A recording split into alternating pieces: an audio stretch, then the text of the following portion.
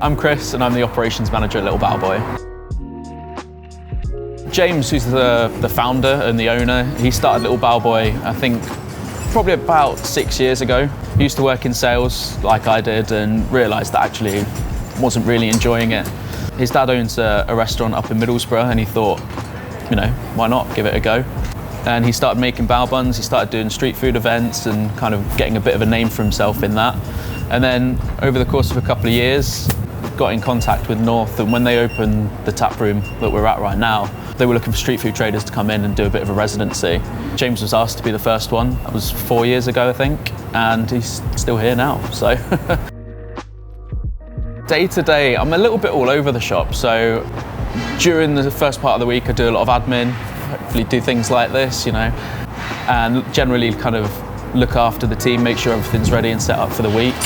I manage the site at Springwell, which is the brewery up in Meanwood, so I tend to spend a couple of days there at the weekend working shifts, but generally oversee and look after the team and make sure that the part of the company that I look after runs smoothly.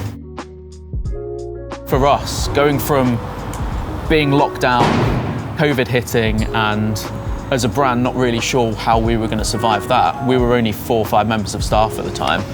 Working in that kitchen on our own, doing Deliveroo, the city then opening up again, and then in the space of a matter of weeks, we're taking on twice the amount of staff. Our food turnover's doubled, and we're almost kind of like, how are we gonna sustain this? This is incredible. To be part of this team and kind of see where we've gone, where we've come from in 2019 to where we are now is incredible, really.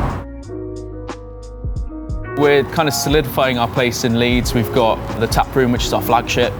We're open at the Springwell Brewery. We just celebrated our first year there as well. 6 months ago, we opened up our warehouse and our production kitchen. So that's where we run Deliveroo from. That's where we produce a lot of the stock that we then use in our sites in Leeds. And we've recently teamed up with a company called Sessions, who license our brand and open up dark kitchens or delivery kitchens up and down the country. We've just opened up our first 4 in London. We've got some in the Midlands. We've got some up in Scotland. And yeah, we're kind of at the point now where we're looking around and thinking, what can we do next? Merch hasn't been something we've ever really thought about. I think until a couple of years ago, we were never really at the point where we felt like we had the money to invest in it. It was one of those things that it's quite a big outlay for a small company. So we always kind of dipped our toes in, but then actually never really fully invested in. But a couple of years ago, we actually did a few of the merch tee campaigns that you run on your website, and did a few kind of limited runs of designs that we did then, and used that money to then reinvest in buying new merch for our staff. We've only really done t-shirts and hats and things like that and kind of kept it pretty low level.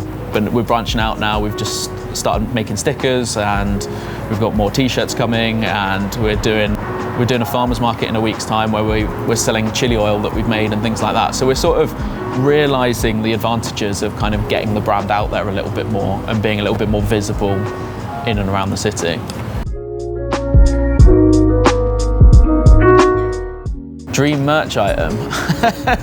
I know what James would say. James would say socks. He's got a thing about socks, and he's been telling me for ages that we need to find a supplier to get Little Bowboy socks.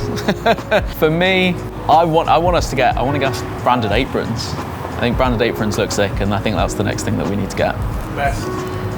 Vests. Tank tops for Sam, yeah.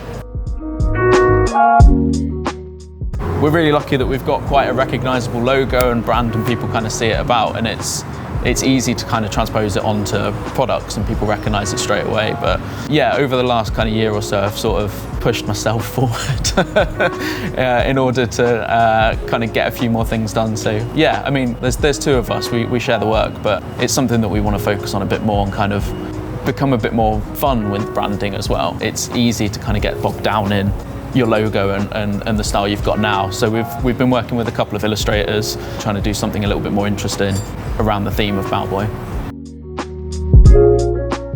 What's awesome to me? To be honest, working in the indie scene full stop in Leeds, I think is pretty awesome. we're quite lucky in that the fact that this city really does thrive off the indie brands that you see around, the indie shops, the indie food scene and stuff like that. We've got such a strong following, such a kind of hardcore following of people, and you only really get that when you can interact with your customers, I think. And you see it in a lot of cities where you go in and from a food point of view, you've got every street corner's got a Nando's or a McDonald's or a Wagamama and stuff like that. And while we have that in Leeds, it's not the place that people are drawn to. It feels like people like and want to kind of back up all the indie brands that they have in the city. And it is kind of amazing and awesome to be a part of that. We've got places like Chowdown who just are the biggest kind of supporters of the indie food scene. Seeing that grow and seeing that survive through what we've had over the last couple of years and kind of come out the other end thriving is great.